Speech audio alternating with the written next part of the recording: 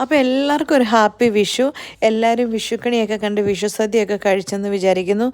നമ്മൾ ഈ പ്രാവശ്യം വിഷു സദ്യയൊക്കെ കഴിച്ചു. പക്ഷേ വീട്ടിലല്ലായിരുന്നെന്ന് മാത്രം. നമ്മൾ ഈ പ്രാവശ്യം വിഷു സദ്യ കഴിക്കാൻ പോയത് നമ്മുടെ സ്വന്തം ഹൈ റേഞ്ച് റെസ്റ്റോറൻറ്റിലായിരുന്നു കേട്ടോ.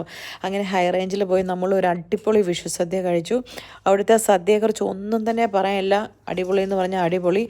ഈവൻ അവരുടെ രസത്തിന് വരെ അപാര ടേസ്റ്റ് ആയിരുന്നു കേട്ടോ. നോർമലി ഞാൻ വിഷു സദ്യയൊക്കെ കഴിക്കും, വിഷു സദ്യയല്ല, നോർമലി നമ്മളിങ്ങനത്തെ സദ്യയൊക്കെ കഴിക്കുമ്പോഴേ ഇനി എല്ലാ കറിയൊന്നും കൂട്ടി കഴിക്കാൻ ഇഷ്ടമില്ല. ഇഷ്ടമുള്ള കുറച്ച് കറി കൂട്ടി കഴിക്കാനാണ് ഇഷ്ടം.